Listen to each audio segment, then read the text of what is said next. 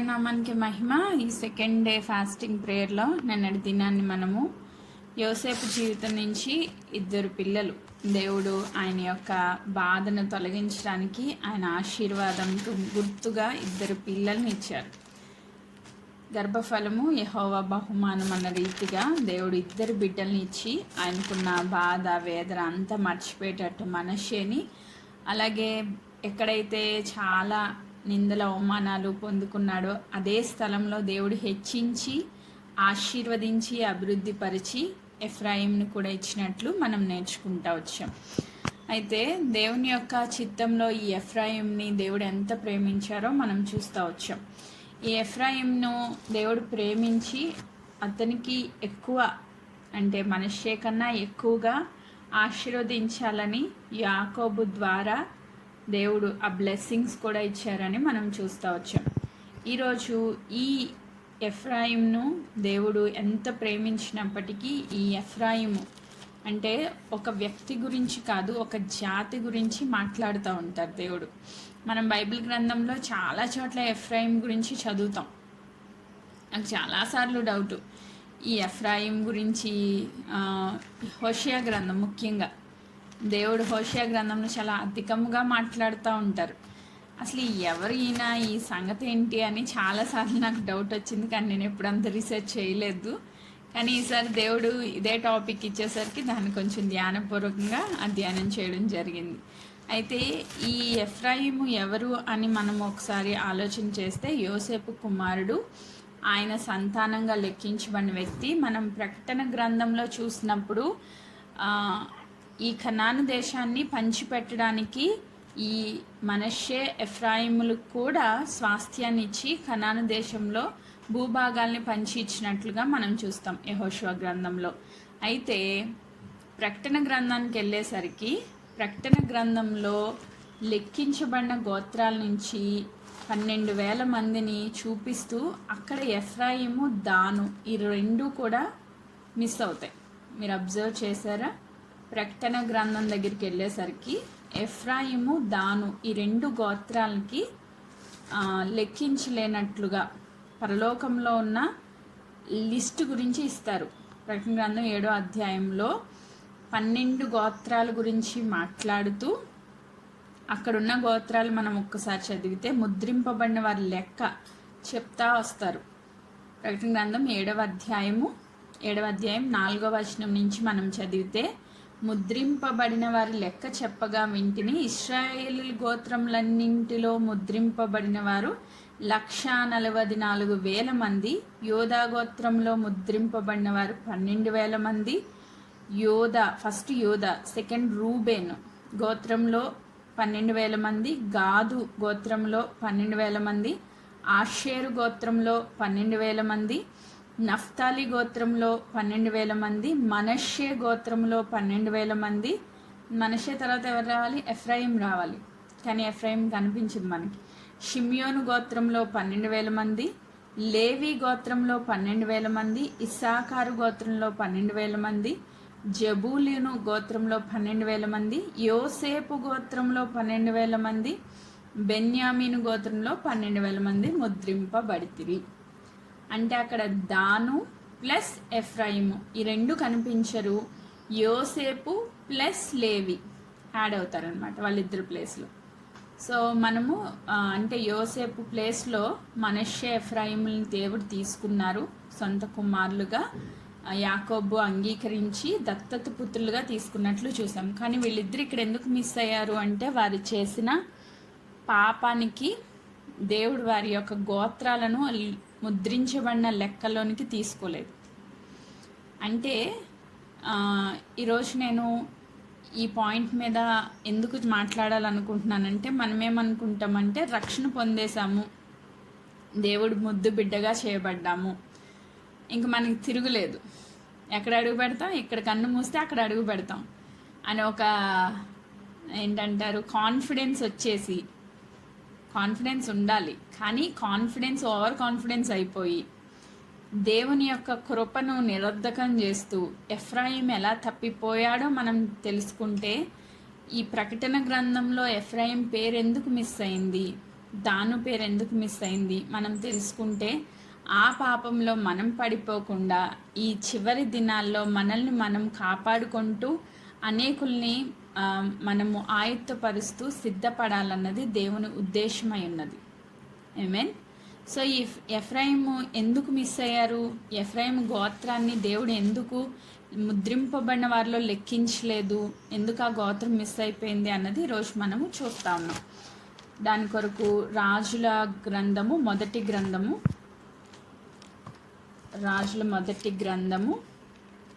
12వ అధ్యాయము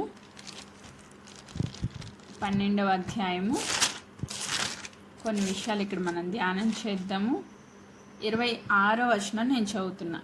11:26. మొదటి రాజుల గ్రంథం 11వ అధ్యాయము 26వ వచనం. మరియు సొలొమోను సేవకుడైన యరొబాము సహా రాజు మీదికి లేచెను. యరొబాము అనే వ్యక్తి గురించి ఇక్కడ మనం నేర్చుకుంటాం. ఇతడు ఎవరు అంటే జరేద సంబంధమైన ఎఫ్రాయిమీయుడైన నాబోతు కుమారుడు. ఇతని తల్లి పేరు జెరూహా, ఆమె విధవరాలు. సో ఇక్కడ మనకి సొలొమోన్ కనబడుతున్నారు. సొలొమోన్ సేవకుడుగా యరొబాము కనబడుతున్నాడు. ఈయన ఎవరు అంటే ఎఫ్రాయిమీయుడు. సో ఎఫ్రాయిము గోత్రంలో సంతతిలో వచ్చిన వ్యక్తి. సో ఈ యరొబాము దగ్గర ఈ సొలొమోన్ తర్వాత ఇశ్రాయేలు 12 గోత్రాలు చీలిపోయినట్లుగా మనం చూస్తాం. 2 రాజ్యాలు అయిపోయినాయి. అంతవరకు 12 గోత్రాలు ఒకే రాజ్యముగా ఉంది. అయితే ఈ సొలొమోన్ తర్వాత 2 రాజ్యాలుగా డివైడ్ అయిపోయినట్లు మనం చూస్తాం. ఎందుకు డివైడ్ అయిపోయింది అంటే ఫస్ట్ దేవుడు ఇశ్రాయేలు ప్రజలందరినీ ప్రేమించి మొట్టమొదటి రాజుగా వారికి సౌలును ఎన్నుకున్నారు. సౌలును ఎన్నుకున్నప్పుడు దేవుని చిత్తంలో ఏమై ఉండొచ్చు? సౌలు ఒక మంచి రాజుగా దేవునికి లోబడి ఆయన తగ్గించుకొని నేను ఇశ్రాయేల్ ప్రజలకు రాజుగా ఉండడానికి నేను అంత అర్హుడిని కాను అని దేవుడి కృపకు పాత్రుడై మొట్టమొదటి రాజుగా అభిషేకించబడి సమూయేలు ద్వారా ఆయన పట్టాభిషేకం పొందుకొని రాజ్యాన్ని పరిపాలించడం మొదలుపెట్టాడు. అయితే దేవుని మాటకి సంపూర్ణ విధేయత చూపించకుండా 2 చోట్ల పడిపోయినట్లుగా మనం చూస్తాం.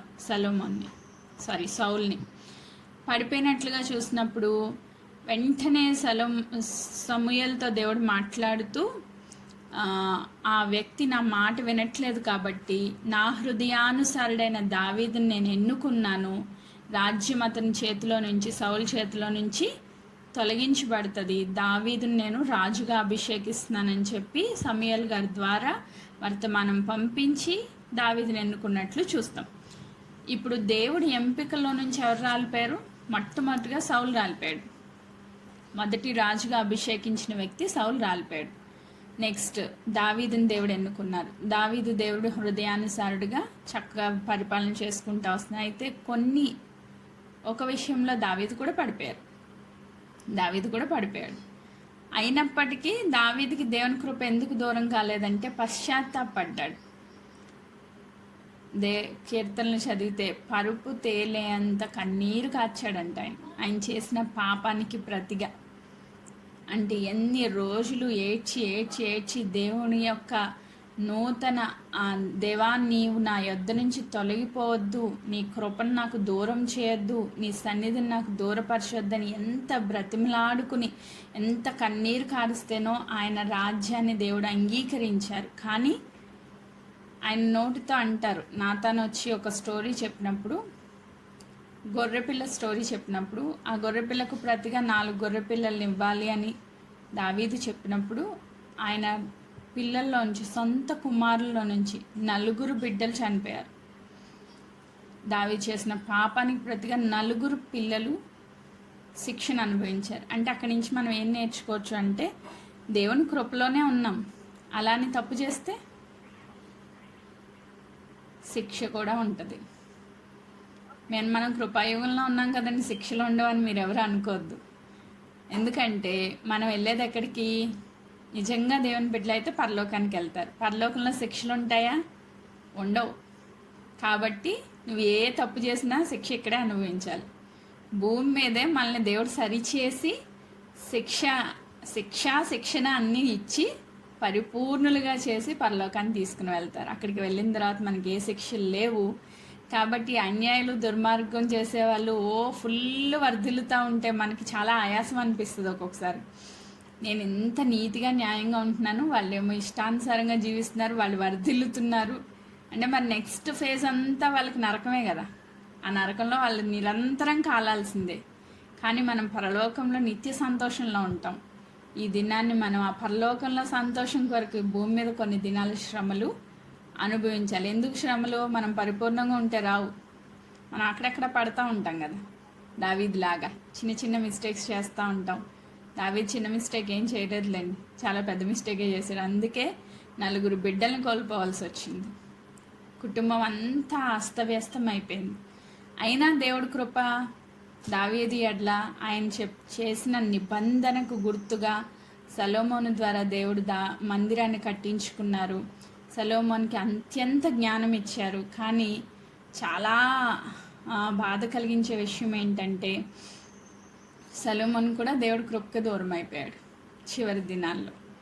అదే మొదటి రాజుల గ్రంథం 11వ అధ్యాయంలో మొదటి భాగంలో చదివితే అసలు కామాతృత గలవాడే ఎంతోమంది స్త్రీలతో పాపం చేసుకుంటూ 700 మంది రాజకుమార్తెలను భార్యలుగా 300 మంది ఉపపత్నుల్ని కలిగి ఉన్నాడంట. అంటే 1000 మంది భార్యలు. అసలు ఎందుకు అంతమందితో పాపం చేయాల్సి వచ్చింది అని గనక మనం ఆలోచన చేస్తే ఆయన శరీరాన్ని జయించలేకపోయాడు. దేవుడు ఎంతో కృప చూపించారు. యదిద్యా అని పేరు పెట్టారు. దేవుడికి ఇష్టమైన కుమారుడిగా ఎన్నుకున్నారు. కానీ ఆయన నిలవబెట్టుకోలేకపోయాడు. సౌలు జీవితంలో సేమ్ స్టోరీ. దావీదు గారు పడిపోయారు కానీ పశ్చాత్తాపడ్డారు కాబట్టి నిబంధనలో నిలబడ్డాడు. కానీ సొలొమోను కూడా దేవుని కృపకు పాత్రుడయ్యాడు. చాలా ప్రియమైన బిడ్డగా ఎదిగాడు. దేవుని మందిరాన్ని కట్టించాడు. కానీ చివరి దినాల్లో భయంకరమైన పాపంలో పడిపోయాడు. తద్వారా రాజ్యం 2గా చీలిపోయింది. ఆయన చేసిన మిస్టేక్స్కి చాలామంది ఎదురు తిరిగారు. ఆ ఎదురు తిరిగిన వ్యక్తుల్లో ఒక వ్యక్తి యెరోబాము. సొలొమోను చేసిన తప్పుల్లో ఎదురు తిరిగిన వ్యక్తుల్లో ఒక వ్యక్తి యెరోబాము. ఈ యెరోబాముని ఎక్కడ నియమించాడంట సొలొమోను? 28వ వచనంలో చదివితే యెరోబామును ఇతడు మహాబలాఢ్యుడై ఉండగా యవ్వనుడగు ఇతడు పని యందు శ్రద్ధ గలవాడని సొలొమోను తెలుసుకొని యోసేపు సంతతి వారు చేయవలసిన భారమైన పనుల మీద అతన్ని అధికారిగా నియమించెను. యోసేపు సంతతి అంటే మనష్షే ఎఫ్రాయిం గోత్రీకుల పైన ఆ సంతతి వారు చేయాల్సిన పనులన్నింటిపైన ఒక అధికారిగా యెరోబాముని నియమించాడంట. అయితే ఈ సొలొమోను చేసిన తప్పిదాలను బట్టి యెరోబాముకు కూడా కోపం వచ్చింది. ఎదురు తిరిగాడు, రాజు మీదకి లేచాడు. ఆ లేచిన కారణాన్ని బట్టి దేవుడికి సొలొమోనుకి ఎదురుగుండా తిరిగినప్పుడు ఒక ప్రవక్తయగు అహియా వచ్చి ఆయనతో మాట్లాడుతూ ఉంటాడు. 29వ వచనం. అంతటా యెరోబాము యెరూషలేము నుండి బయలుదేరి వెళ్ళిపోగా షిలోనీయుడగు ప్రవక్తయగు అహియా అతని మార్గమందు కనుగొనెను. అహియా కొత్త వస్త్రం ధరించుకుని వాడై ఉండెను. వారిద్దరూ తప్ప పొలంలో మరి ఎవ్వడూ లేకపోయాను. అంతటా అహియా తాను ధరించుకున్న కొత్త వస్త్రం పట్టుకొని 12 తునకలుగా చింపి యెరోబాముతో ఇట్లనెను, ఈ 10 తునకలను నీవు తీసుకొనుము. తను వేసుకున్న కొత్త వస్త్రాన్ని తీసుకుని 12 ముక్కలు చేశాడంట. 12 ముక్కలు అంటే 12 గోత్రాలకి గుర్తు అనమాట. ఇశ్రాయేలు గోత్రాల్లో 12 గోత్రాలకి గుర్తు. దాంట్లో 10 ముక్కలు తీసుకుని ఆయన చేతికి ఇచ్చాడంట. ఎవరికి? యెరోబాము చేతికి ఇచ్చి ఈ 10 నువ్వు తీసుకో అని చెప్తూ 31వ వచనం. ఇశ్రాయేలు దేవుడైన యెహోవా సెలవిచ్చినదేమనగా జనులు నన్ను విడిచిపెట్టి అష్టారోతు అను సీదోనీయుల దేవతలకు, కామోషు అను మోయాబీల దేవతలకు, మిల్కోము అను అమ్మోనీయుల దేవతలకు మొక్కి సొలొమోను తండ్రి అయిన దావీదు చేసినట్లు నా దృష్టికి యోగ్యమైన దాన్ని చేయకయు నా కట్టడలను విధులను అనుసరింపకయు నేను ఏర్పరచుకున్న మార్గంలో నడవక ఉన్నారు గనుక సొలొమోను చేతిలో నుండి రాజ్యంను కొట్టివేసి 10 గోత్రాలు నీకు ఇచ్చేదను. ఈ సొలొమోను చేసిన తప్పిదానికి ఈ 1000 మంది భార్యలను పెట్టుకుని ఆ 1000 మంది భార్యల్లో అమోనీయులు ఉన్నారు, మోయాబీయులు ఉన్నారు, సిదోనీయులు ఉన్నారు. అంటే అన్య విగ్రహారాధనకి సంబంధించిన భార్యలను తెచ్చుకొని ఆ భార్యల మాట విని ఈయన కూడా విగ్రహారాధన చేయడం మొదలుపెట్టాడు. ఎవరు? సొలొమోన్. అంత గొప్ప రాజు అయ్యుండి దేవునికి దగ్గర ప్రార్థన చేసి గొప్ప జ్ఞానం పొందుకొని చివరి దినాల్లో భార్యల ద్వారా త్రిప్పబడి భయంకరమైన విగ్రహారాధన పాపానికి ఇశ్రాయేలు ప్రజలను ప్రేరేపించాడు. తద్వారా దేవుడు రాజ్యాన్ని 2 ముక్కలుగా చీల్చి 10 గోత్రాలను తీసుకొచ్చి యరొబాముకి ఇచ్చినట్లుగా మనం చూస్తూ ఉన్నాం. యరొబాముకి ఇచ్చి ఆ యరొబాముని అభిషేకించి ఆ 10 గోత్రాల పైన ఆయన ఒక రాజుగా చేశాడు. ఆ తర్వాత మీరు అదంతా స్టోరీ చదివితే మీకు అర్థమైంది. ఇప్పుడు సొలొమోన్ చనిపోతాడు. సొలొమోన్ ప్లేస్లో రెహబాం, అతని కొడుకు రెహబాం వస్తారు. ఈ రెహబాం వచ్చినప్పుడు అక్కడ కాన్వర్జేషన్ కూడా మనకు తెలుసు. తండ్రి చాలా భారం పెట్టాడంట. తండ్రికి తగ్గ తనయుడు కాబట్టి తండ్రి కన్నా ఎక్కువ భారం పెట్టాడంట జనాల మీద. ఇంక వీళ్ళు విసిగిపోయారు. తద్వారా యరొబాంని ఎన్నుకొని 2 ముక్కలుగా చీలిపోయారు. చీలిపోయినప్పుడు ఈ 12వ అధ్యాయము 20వ వచనం లాస్ట్లో చదివితే, మరియు యరొబాం తిరిగి వచ్చినని ఇశ్రాయేల్ వారందరూ విని సమాజంగా కూడి అతన్ని పిలువనంపించి ఇశ్రాయేల్ వారందరి మీద రాజుగా అతని పట్టాభిషేకం చేసిరి. యోధా గోత్రికులు తప్ప దావీదు సంతతి వారిని వెంబడించిన వారు ఎవ్వరూ లేకపోయారు.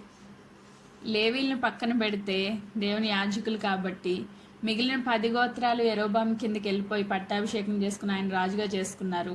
ఈ రెహబాము కింద ఉన్న వాళ్ళు ఒక యోధా గోత్రికులు ఒక్కళ్ళే మిగిలారు. యోధా గోత్రికులు ఒక్కళ్ళే మిగిలారు. అంటే యోధా గోత్రపు సింహంగా యేసుక్రీస్తు ప్రభు ఈ లోకానికి రావాలి కాబట్టి, దావీదుకి దేవుడు చేసిన నిబంధన స్థిరపరచబడాలి కాబట్టి ఒక్క యోధా గోత్రికులు మాత్రమే ఈ రెహబాం కింద మిగిలినట్లుగా మనం చూస్తాం. ఆ తర్వాత చాలామంది రాజులు వచ్చారు. అసలు రెహబాం తీసుకుని ఇశ్రాయేల్ రాజులందరూ కూడా చెడిపోయిన వాళ్ళే. ఒక్కళ్ళు కూడా దేవుని యొక్క వాగ్దానాలకి, నిబంధనలకి, కట్టడలకి, ఆజ్ఞలకి లోబడిన వాళ్ళు లేరు. చాలా భయంకరమైన రాజుల యొక్క చరిత్ర మనం చదివితే తెలుస్తుంది. ఇప్పుడు ఆ చరిత్ర అంతా మనకు అవసరం లేదు. అయితే దీని నుంచి మనం ఒక లెసన్ నేర్చుకోవాలి. దాని గురించి స్టోరీ అంతా చెప్తున్నా. ఇక్కడ ఏం జరిగిందంట, ఈ యరొబాంకి దేవుడు ఎంత ప్రేమించో పట్టాభిషేకం చేసి 10 గోత్రాలను ఇచ్చాడు. ఈ 10 గోత్రాల ప్రజలు, ఈ యోధా గోత్రం ఎక్కడుంది? యెరూషలేములో ఉండి ఈ యరొబాము పరిచయం చేస్తున్నాడు. అంటే ఆయన రాజ్యాన్ని పరిపాలించుకుంటా ఉన్నాడు యెరూషలేములో ఉండి. ఇప్పుడు మరి ఏటా బలులు అర్పించడానికి ప్రజలు ఎక్కడికి వెళ్ళాలా? యెరూషలేంకి వెళ్ళాలి, దేవాలయానికి వెళ్ళాలి, సొలొమోన్ దేవాలయానికి వెళ్ళాలి. ఇలా అటు సైడ్ వెళ్ళినప్పుడల్లా, సంవత్సరానికి ఒకసారి అటు వెళ్ళినప్పుడల్లా ఒకవేళ ఎక్కడ రెహబాము తన తట్టు తిప్పేసుకుంటాడో ప్రజలనని యరొబాము ఏం చేశాడంట, 2 దూడల్ని చేపించాడంట. 2 దూడల్ని చేపించాడంట. చేపించి విగ్రహారాధనను ప్రేరేపించి 2 దూడల్ని చేపించాడంట. ఈ 12వ అధ్యాయంలో 28వ వచనం నేను చదువుతున్నాను. యరొబాము తన హృదయమందు తలంచి ఆలోచన చేసి 2 బంగారు దూడల్ని చేయించి జనులను పిలిపించి, యెరూషలేమునకు పోవుట మీకు బహు కష్టము. ఇశ్రాయేలు వారులారా, ఐగుప్తు దేశం నుండి మిమ్మల్ని రప్పించిన మీ దేవుడు ఇవే అని చెప్పి ఒకటి బేతేలునందు ఇంకొకటి దానునందు ఉంచెను. 2 దూడలు, బంగారు దూడలు.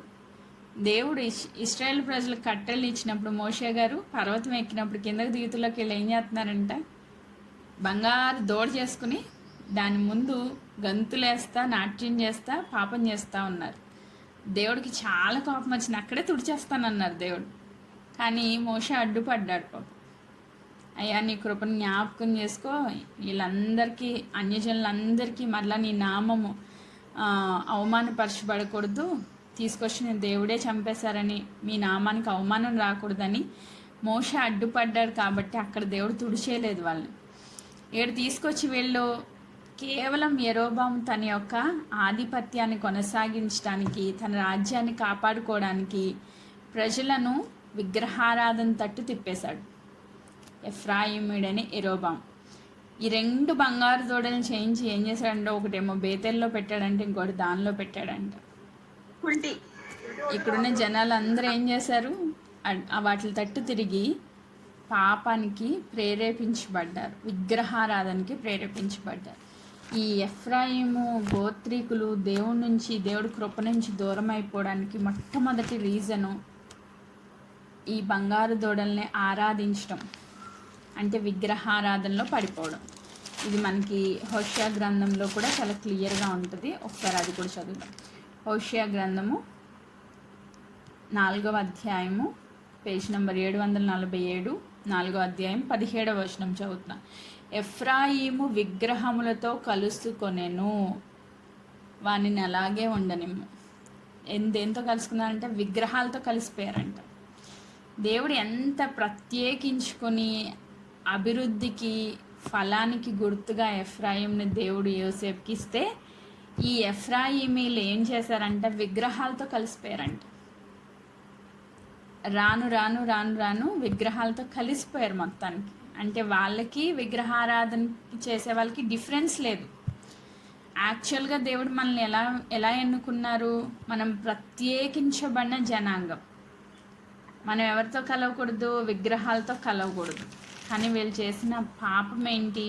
ప్రకటన గ్రంథంలో వీరి గోత్రము మొత్తాన్ని తుడిచిపెట్టడానికి మొట్టమొదటి రీజన్ ఏంటంటే విగ్రహారాధన. దేవునికి చాలా అసహ్యమైనది చేస్తూ వచ్చారు. ఈ విగ్రహారాధన ద్వారా ఈ జనాలందరూ దేవుణ్ణి కాని దేవుళ్ళను మొక్కుతూ వచ్చారు. మూగ విగ్రహాలని మొక్కుతూ వచ్చారు. అవి చెవులుండి వినవు, నోరుండి మాట్లాడవు, కళ్ళుండి చూడవు. వాటిని ఆరాధించేవారు కూడా వాటి వంటి వారే అని దేవుని వాక్యం సెలవిస్తుంది. కొరింథీ పత్రికలో అంటారు, మొదటి కొరింథీ పత్రిక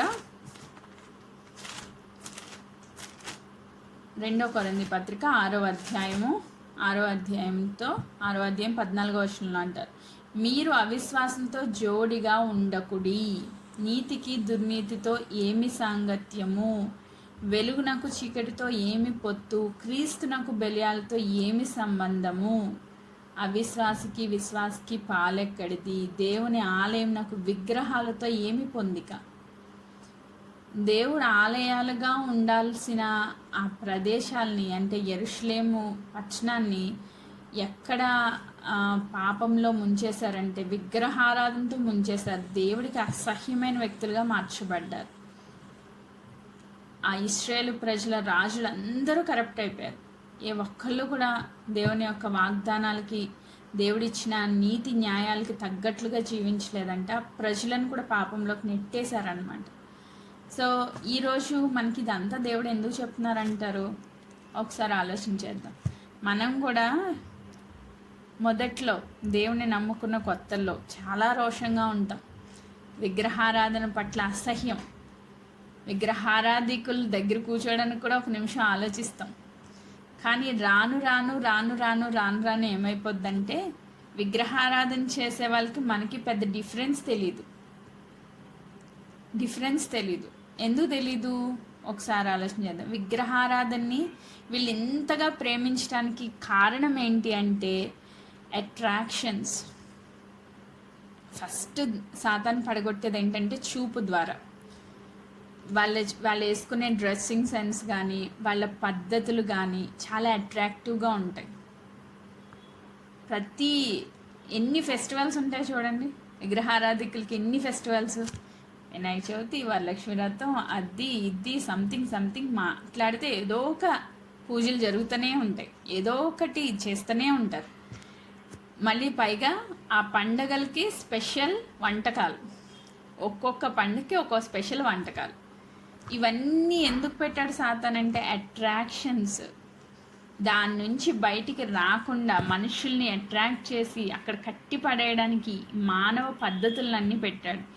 ఎఫ్రాయిములు చేసిన ఇంకొక మిస్టేక్ ఏంటి అంటే హోషేయ గ్రంథం 5వ అధ్యాయం 11వ వచనంలో, హోషేయ గ్రంథం 5వ అధ్యాయం 11వ వచనంలో ఎఫ్రాయిములు మానవ పద్ధతులను బట్టి గోరువారు. మానవ పద్ధతులు అంటే ఈ లోకంలో మనుషులు ఏదైతే పద్ధతులు ఫాలో అవుతున్నారో వాటిని ప్రకారంగా ప్రవర్తించడానికి వాళ్ళు ప్రేరేపించబడ్డారంట. ఒకటి విగ్రహాలతో కలిసిపోయారు, రెండోది మానవ పద్ధతులను అనుసరిస్తూ వచ్చారు. దైవ పద్ధతిని పక్కన పెట్టి దేవుడిచ్చిన ధర్మశాస్త్రాన్ని పక్కన పడేసి దేవుడిచ్చిన రూల్స్, ఆచారాలు, కట్టడలు, నియమాలు ఎన్నో దేవుడు వారికి ఇచ్చారు, అవన్నీ పక్కన పెట్టి ఈ లోకపరమైన మానవ పద్ధతుల్ని, కల్పితాలని వీళ్ళు ఆధారం చేసుకుని బ్రతకడం మొదలుపెట్టారండి. వీళ్ళు చేసిన రెండో మిస్టేక్ ఇది. ఒకటి విగ్రహారాధన అయితే, రెండు మానవ పితృ పారంపర్య ఆచారాలు అంటాం, వ్యర్థ ప్రవర్తన అంటాం. మనలో కూడా ఇది జీర్ణించుకుపోయి ఉంది. మంగళవారం ఆయిల్ తేయకూడదు, శనివారం ఆయిల్ తేయకూడదు, ఎగ్ చేతితో పట్టుకోకూడదు, ఉప్పు చేతికి ఇవ్వకూడదు, గడప మీద నుంచోకూడదు, గడప అవతల ఒక్కాలు యువతల ఒక్కాలు వేయకూడదు. ఇవన్నీ ఏంటి? మానవ పద్ధతులు. నాకు కొన్నే తెలుసు, నాకు తెలిసినవి చెప్పాను. ఈరోజు ఇదేంటి, వారం ఏంటి, అదేంటి, ఇదేంటి, ఇవన్నీ ఏంటి? మొన్న ఈ మధ్యనే విన్నాను నేను రీసెంట్గా, మోడం వచ్చేస్తుందని, ఆ ఇంట్లోకి మోడం వస్తే వెళ్ళకూడదని ముందే ఇంట్లో పాలు పొంగిచ్చేశారంట. వీళ్ళెవరు? బాప్తీసం పొందిన వ్యక్తులే. మోడం వస్తే ఏంటి? నువ్వు దేవుణ్ణి నమ్ముకున్నావు కదా, ముందే పాలు పొంగిచ్చేశారు. అంటే దేవుణ్ణి నమ్ముకున్నాక కూడా అన్య విధానాలు ఫాలో అవుతుంటే వీళ్ళని ఏమంటారు అంటే ఎఫ్రాయిములు అంటారు.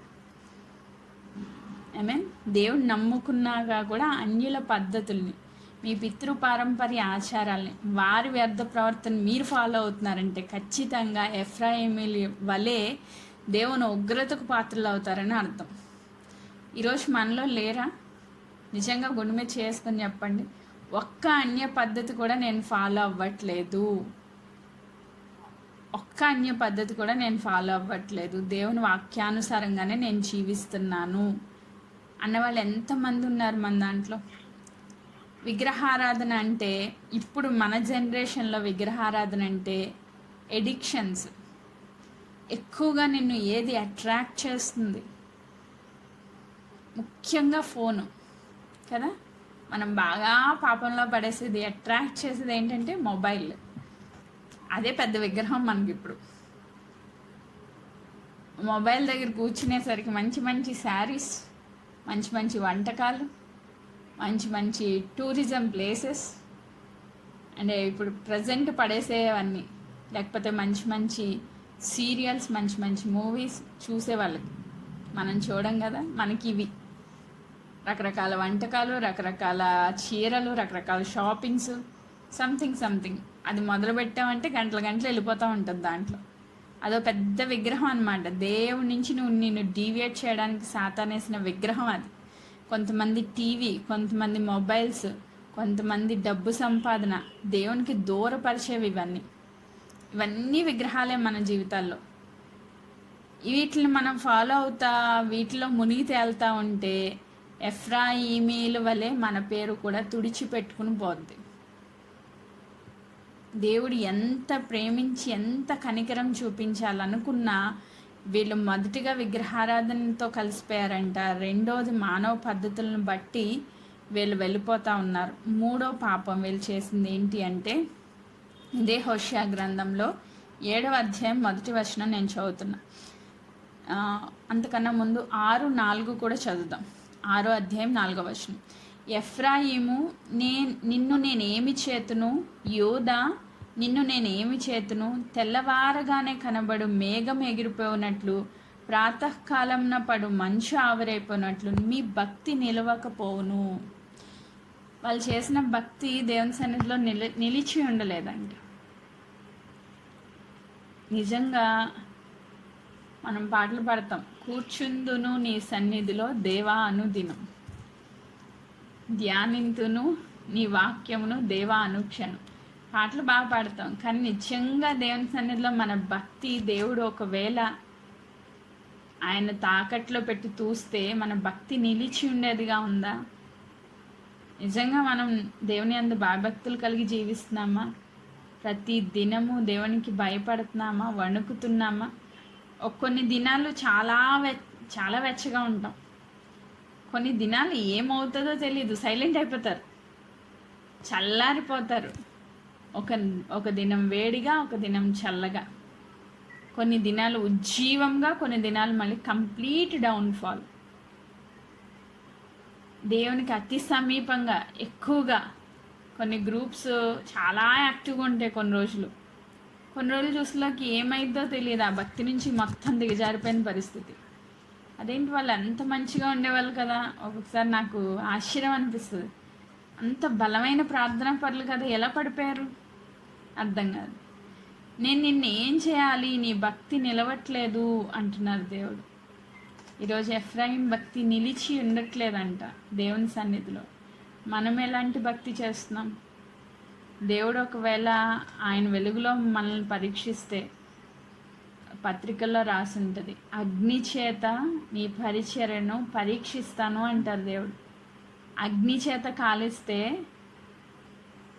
చేత కాలిస్తే కొయ్యకాలు గడ్డి అయితే మొత్తం మసి బూడిదైపోతాయి. వెలగల రాళ్లతో గనక నువ్వు పరిచర్య చేస్తే అది నిలిచి ఉంటుంది అని చెప్తారు. నిజంగా మన పరిచర్య, మనం చేసే భక్తి నిలిచి ఉండేదిగా ఉందా, నిలవలేని స్థితిలో ఉందా? ఇది 3వ తప్పిదముగా మనము ఎఫ్రాయిము జీవితంలో చూస్తాం. అలాగే 7వ అధ్యాయం 1వ వచనంలో అంటారు, నేను ఇశ్రాయేలు వారికి స్వస్థత కలుగజేయ దలంచగా ఎఫ్రాయిము దోషము, షామ్రోను చెడుతనము బయలుపడుచున్నది. దేవుడు స్వస్థపరచాలని చాలా ఆశపడుతున్నాడంట, కానీ ఎఫ్రాయిము దోషం అడ్డుపడుతుందంట స్వస్థపరచకుండా. ఎఫ్రాయిము దోషము అడ్డుపడుతుంది. దోషం అంటే ఏంటి? యేసుక్రీస్తు ప్రభువారు ఈ లోకానికి ఎందుకు వచ్చారంటే మన పాపాలని తీసివేయడానికి, కడిగివేయడానికి, పాప క్షమాపణ అనుగ్రహించడానికి వచ్చారు. అయితే పాపం వేరు, దోషం వేరు. పాపానికి దోషానికి డిఫరెన్స్ ఉంది. పాపము అంటే మనము తెలిసి తెలియక చేసిన తప్పిదాలన్నీ, అంటే తెలియక దేవుని రూల్స్ అతిక్రమిస్తున్నామని తెలియకుండా కొన్ని పాపాలు చేసేస్తూ ఉంటాం. ఇప్పుడు తల్లి గర్భంలో నుంచే మనం పాపలంగా పుట్టాం. అది మన తప్పిదం ఏం కాదు.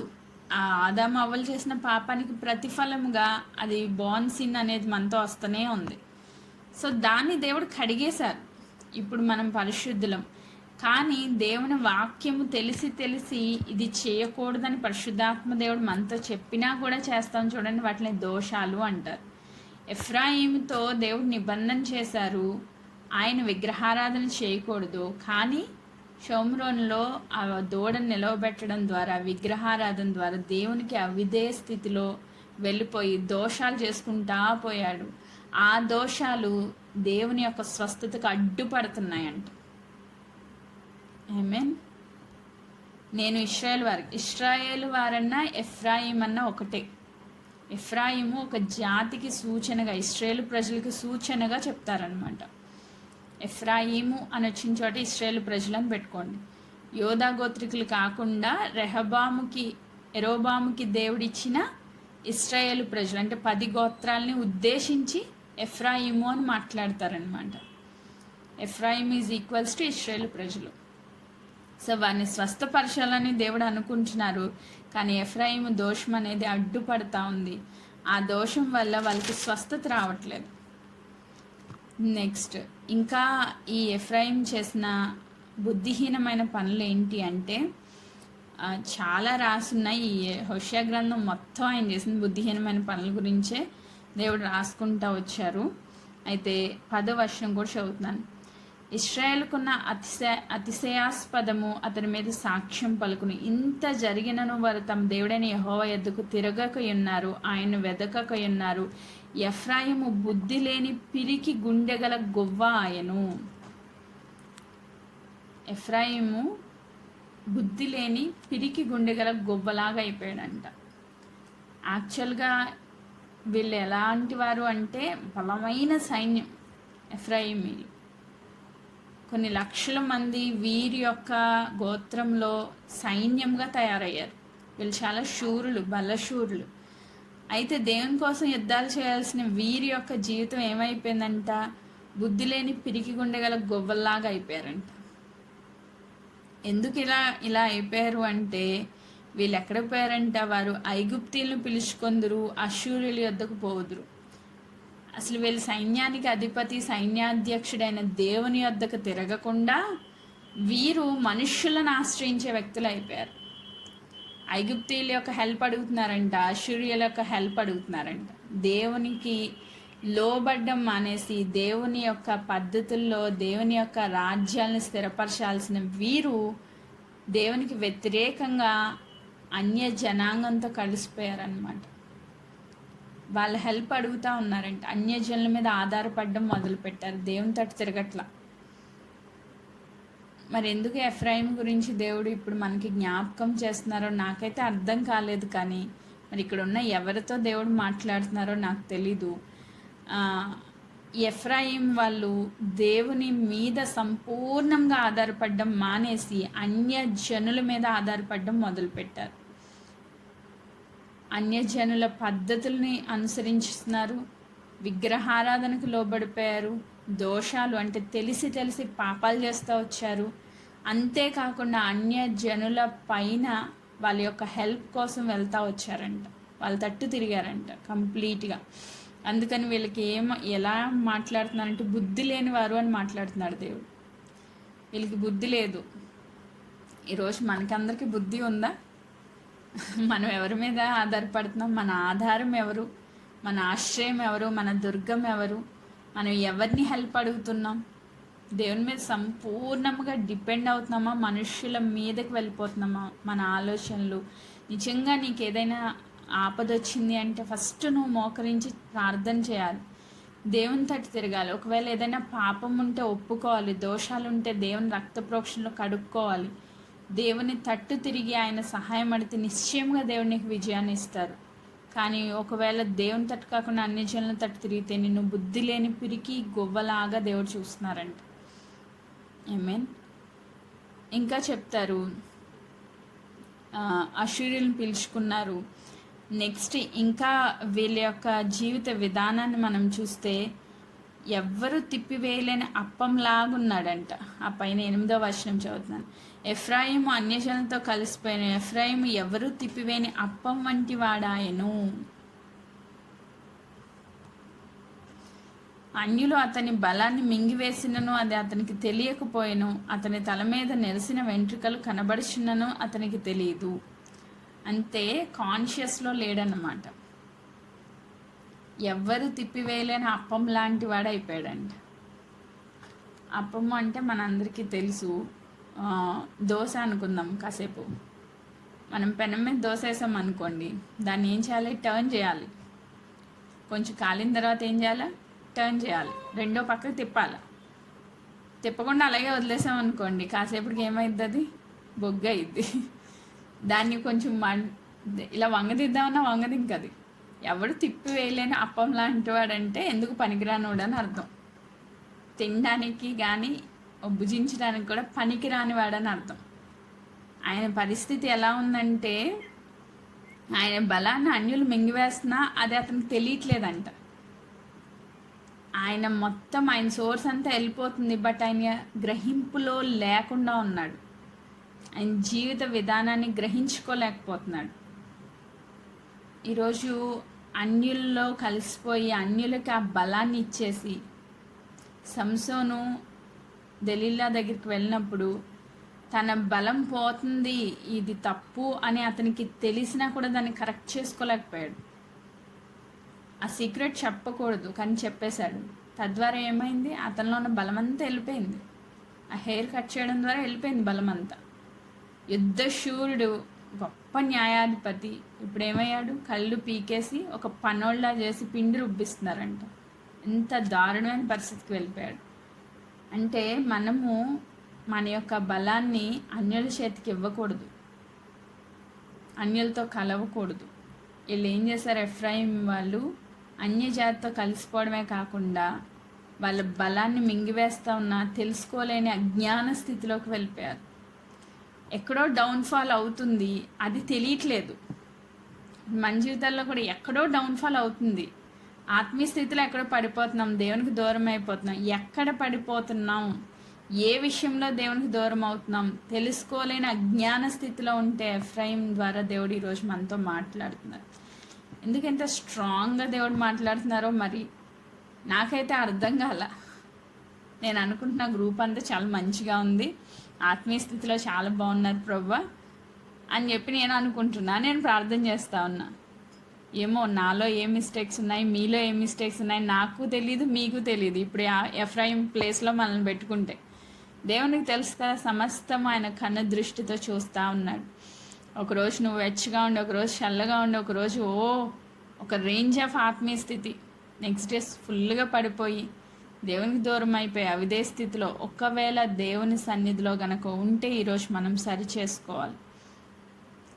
చేసుకోవాలి. దేవునికి వాళ్ళు దూరం అయిపోయారు. ఇన్ని మిస్టేక్స్లో వాళ్ళు దూరం అయిపోయారు. ఇంకా ఇదే హోషేయ గ్రంథంలో మనం చూస్తే 5వ అధ్యాయము 9వ వచనం ఒకసారి చదువుతున్నాను చూడండి. 5:9. శిక్షా దినమున ఎఫ్రాయిము పాడైపోయిను. శిక్షా దినమున ఎఫ్రాయిము పాడైపోయాను. నిజంగా ఎఫ్రాయింని దేవుడు కొట్టివేయాలని అనుకోలేదు, కానీ వాళ్ళ యొక్క దోషాలు, వాళ్ళ పాపాలు, వాళ్ళ అవిధేయ స్థితిగతులు వాళ్ళని కొట్టివేసే స్థితిలోకి వచ్చినాయి అన్నమాట. వాళ్ళని కంప్లీట్గా పాడైపోయారంట. దేవుడిచ్చిన దీవెన నుంచి దూరం అయిపోయారంట. ఇంకా ఇలా చూస్తే పోతే చాలా హోషేయ గ్రంథం మొత్తం ఎఫ్రాయిముల యొక్క పాపాల గురించి రాసి పెట్టారు దేవుడు. హోషేయ భక్తుడి ద్వారా వాళ్ళని వ్యతిరేకిస్తూ వెళ్ళారు. ఇంత జరిగిన చివరికి వచ్చేసరికి దేవుని యొక్క ప్రేమ ఎంత గొప్పదంటే, ఈ 7వ అధ్యాయం హోషేయ గ్రంథం 7వ అధ్యాయాన్ని దేవుడు నాకు చూపించారనమాట. ఈ 4 days ఫాస్టింగ్ ప్రేయర్స్ గురించి నేను ప్రార్థన చేస్తూ వచ్చినప్పుడు ఇది చూపిస్తూ వచ్చారనమాట. చాలా బాధ అనిపించింది. ప్రభువా, ఇంత అవిదే స్థితిలో మేమున్నామా? ఫస్ట్ థింగ్ నాకు అంత బాధ అనిపించిందంటే, నిజమేనా? ఎవరున్నారు ఈ స్థితిలో? అన్య విగ్రహారాధన కలిసిపోయి, అన్యజనులతో కలిసిపోయి, అసలు ఒక డిఫరెన్స్ లేకుండా, ప్రత్యేకించబడిన వ్యక్తులుగా కాకుండా, ఎక్కడో పడిపోయిన స్థితిలో, చల్లారిపోయిన స్థితిలో, ఒక అజ్ఞాన స్థితిలోకి వెళ్ళిపోయిన వాళ్ళు ఒకవేళ ఎవరైనా ఉంటే, ఒకవేళ నేనే ఉంటే ఈరోజు మనం సరి చేసుకోవాలని దేవుడు మాట్లాడుతున్నారు. ఎఫ్రాయిముకి కృప దూరం అయిపోయింది, ఆయన గోత్రం కొట్టివేయబడింది. దాని వాళ్ళు చేసిన పాపాన్ని బట్టి ఆ గోత్రం కొట్టివేయబడింది. కానీ మనం కొట్టివేయబడడం దేవుని చిత్తం కాదు. కాబట్టి లాస్ట్లో మళ్ళీ దేవుడు అంటారు, 14వ అధ్యాయానికి వచ్చేసేయండి. హోషేయ గ్రంథం 14వ అధ్యాయం. ఇశ్రాయేలు, నీ పాపం చేత నువ్వు కూలితివి గనక నీ దేవుడైన యెహోవా తట్టుకు తిరుగుము. సో నువ్వు చేసిన ప్రతి తప్పిదాలను బట్టి నువ్వు కూలిపోయావు. ఇప్పటికైనా నష్టమేం లేదు, నువ్వు తిరుగు దేవుని తట్టు, నీ పాపాలు ఒప్పుకో. నువ్వు ఏ విషయంలో దేవునికి ఆయాసం కలిగిస్తున్నావో మళ్ళీ తిరిగి ఒప్పుకుంటే మీ పాపములన్నింటినీ దేవుడు పరిహరిస్తారు. ఆమేన్, ప్రైజ్ గాడ్. దేవుడు పాపాలని కడిగి వేయడానికే కదా యేసుక్రీస్తు ప్రభుని ఈ లోకానికి పంపించారు, మన పాపాలన్నీ కడిగి వేయడానికి. ఇంకా ఈ ఎఫ్రాయిం దగ్గర మనం చూసేది ఏంటంటే, ఎఫ్రాయిం అనుకుంటున్నాడంట చాలా మొండివాడు.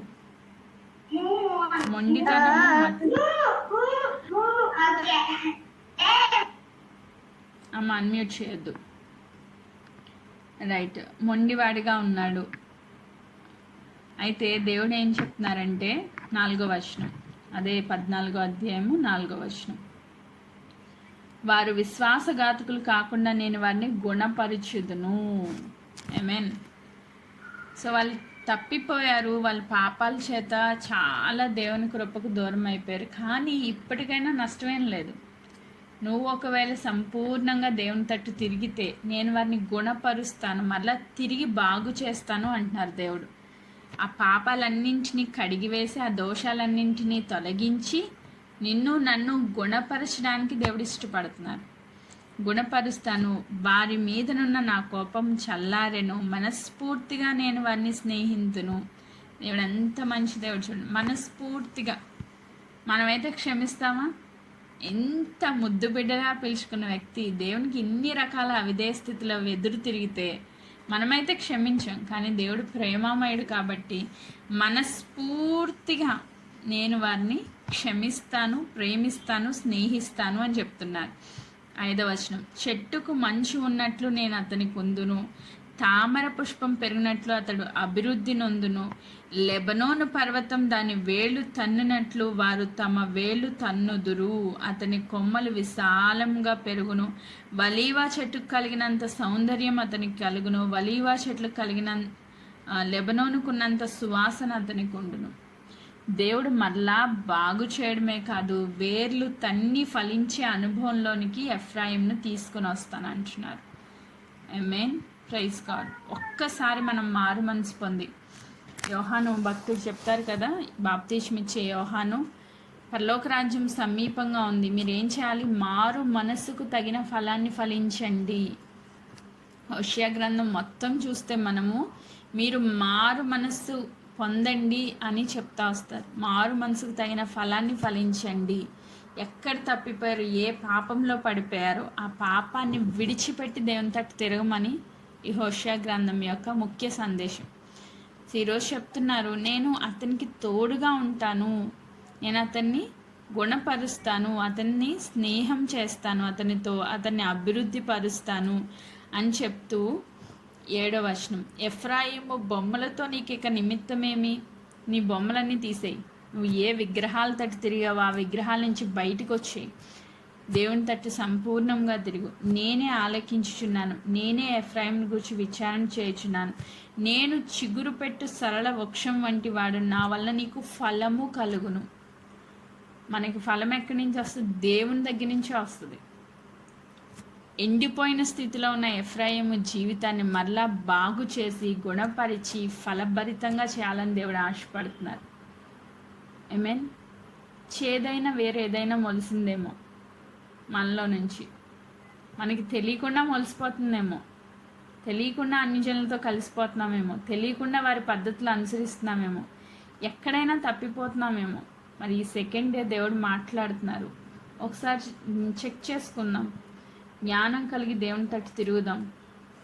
9వ వచనం అంటారు, జ్ఞానులు ఈ సంగతులను వివేచింతురు, బుద్ధిమంతులు వాటిని గ్రహింతురు, ఎలాగనగా యెహోవా మార్గములు చక్కనివి, నీతిమంతులు దాన్ని అనుసరించి నడుచుకొందురు గాని తిరుగుబాటు చేయవారు వారికి దారికి అది అడ్డము గనుక వారు త్రొట్టిల్లుదురు. బుద్ధిమంతులైతే, నిజంగా జ్ఞానులైతే, బుద్ధిమంతులైతే వాళ్ళని గ్రహిస్తారు, దేవుడు చెప్పిన మాట గ్రహిస్తారు. ఇక్కడున్న మనందరిలో ఇంచుమించుగా 100 పైనే ఉన్నాం. మనందరిలో ఎవరు బుద్ధిమంతులు, ఎవరు జ్ఞానులు అంటే, దేవుని వాక్య ప్రకారముగా మన జీవితం ఎలా ఉంది అద్దంలో చూసుకున్నట్లు చూసుకొని సరి చేసుకుంటే మనం జ్ఞానులు, బుద్ధిమంతుల లెక్కలోనికి లెక్కించబడతాం. ఆమేన్. ఈరోజు అలా జ్ఞానులుగా, బుద్ధిమంతులుగా ఉంటే వీటిని గ్రహిస్తారు. ఎలాగనగా యెహోవా మార్గములు చక్కనివి, నీతిమంతులు దాన్ని అనుసరించి నడుచుకొందురు. దేవుని మార్గాలు ఎలాంటివంటే చక్కనివి. దేవుడు చాలా స్పష్టంగా మాట్లాడతారు మనతో. ఆ మాట్లాడినప్పుడు మనం దాన్ని అనుసరిస్తే మనం నీతిమంతుల లెక్కలోనికి లెక్కించబడతాం. ఎఫ్రాయిము సరి చేసుకుని ఉంటే ఖచ్చితంగా ప్రకటన గ్రంథంలో ఎఫ్రాయిము గోత్రం కనిపించేది మనకి, కానీ ఎఫ్రాయిము సరి చేసుకోలేదు. కానీ ఈరోజు మనకి దేవుడు ఛాన్స్ ఇస్తున్నారు. ఒకవేళ ఎఫ్రాయిం లాగా మనం కనుక ఉంటే, ఎఫ్రాయిం చేసిన పాపాలు మనం ఇంకా చాలా ఉన్నాయి, జస్ట్ కొన్ని మాత్రమే నేను మీకు ఉదాహరణగా చెప్పాను. ఈ హోషేయ గ్రంథం చదివితే మత్సరం కలిగిన వ్యక్తి అంటే ఎఫ్రాయిం చాలా మత్సరం అంట, సహోదరుల దృష్టిలో కుళ్ళుకుంటాడనమాట. అంటే ఆ ఇశ్రాయేలు ప్రజల యొక్క జీవిత విధానం మొత్తం కరప్ట్ అయిపోయింది. సో చాలా కరప్షన్స్ వచ్చేసినాయి వాళ్ళలో. దేవుడు చెప్పిన స్టాండర్డ్స్లో వాళ్ళు జీవించడం మానేశారు, వాళ్ళు ఇష్టానుసారంగా జీవించడం మొదలుపెట్టారు. కోపిష్టి, మత్సరం కలిగిన వ్యక్తి, అన్య విగ్రహారాధికుడు అయిపోయాడు, ఇన్ని రకాల పాపాల్లో పడిపోయాడు. దేవుడు మరలా మరలా మరలా మరలా పిలుస్తూనే వచ్చారు, నేను నిన్ను గుణపరుస్తాను, నువ్వు నా తట్టు తిరుగు, నా మార్గాలను అనుసరించు, ఈ మార్గంలో కనుక నువ్వు నడిస్తే అవి చక్కనివి, నువ్వు దాన్ని అనుసరించి తిరిగితే నిన్ను నీతిమంతుల లెక్కలోనికి తీర్చి పరలోక రాజ్య వారసుడిగా నేను నిన్ను చేస్తాను. ఒకవేళ అలా కాదు అని అన్నావు అంటే అది నీకు అడ్డుబండగా ఉంటుంది, నువ్వు త్రొట్టిల్లుతావు, నువ్వు పడతావు. ఇంకా నీ జీవితంలో గుణపరిచేది ఎవ్వరూ లేరు. దేవుడు కనుక త్రోసివేస్తే నిన్ను గుణపరిచే వాళ్ళు ఎవ్వరు లేరు. ఆమేన్. ఈరోజు ఒకవేళ మనలో ఇలాంటి పాపాలు ఏవైనా దాగి ఉంటే, మనం దేవుని తట్టు తిరగకుండా దేవుని మీద తిరుగుబాటు చేసే వ్యక్తులుగా ఎవరైనా ఉంటే, చేదైన వేర్లు ఏమైనా ఉంటే దయచేసి సరిచేసుకుందాం. దేవుడు ఎంతో ప్రేమించి ఛాన్సెస్ ఇచ్చుకుంటూ వచ్చారు. సౌలుని దేవుడు నమ్మారు, ఆయన నమ్మకాన్ని దేవుడు దూరం చేసుకున్నాడు. నెక్స్ట్ సలోమోని కూడా దేవుడు నమ్మారు, ఆయన కూడా ఆయన కృపను దూరం చేసుకున్నాడు. యెరోబాముని నమ్మారు. సో దేవుడు ప్రతి ఒక్కరిని నమ్మి వాళ్ళకి అవకాశం ఇచ్చుకుంటూ వచ్చారు. ఈరోజు నిన్ను నన్ను కూడా దేవుడు నమ్మి మనకు ఒక అవకాశం ఇచ్చారు దేవుని బిడ్డలుగా జీవించడానికి. ఆయన కృపను మనం నిరర్ధకం చేసి మన ఇష్టానుసారంగా కనుక దేవుని సన్నిధిలో తప్పిపోయిన వ్యక్తులుగా ఉంటే ఆయనకి మనమేమి జవాబు చెప్పాల్సిన అవసరం లేదు. మన క్రియలన్నీ ఆయన కనుల ఎదుట ఉన్నాయంట. మన హృదయాంతరంగాలు ఎరిగిన దేవుడు మనం ఏ స్థితిలో ఉన్నామో దేవుడు చక్కగా చూస్తున్నారు. ఆయన తీర్పు తీర్చినప్పుడు ఆయన న్యాయవంతుడు, నీతిమంతుడు. నిన్ను నన్ను పరలోక రాజ్యం చేర్చాలా, నరకంలో పడేయాలా, ఆ డెసిషన్ ఆయన తీసుకుంటారు. ఈరోజు ఒకవేళ దేవుని కృపను మనం నిరర్ధకం చేసుకుంటే మారుమనసు పొందుదాం, పశ్చాత్తాపడడం, దేవుని తట్టు తిరుగుదాం, దేవుని యొక్క కృపకు పాత్రలుగా నిలిచి ఉందాం. దేవుడి వాక్య భాగాన్ని దీవించునుగాక. ఆమేన్.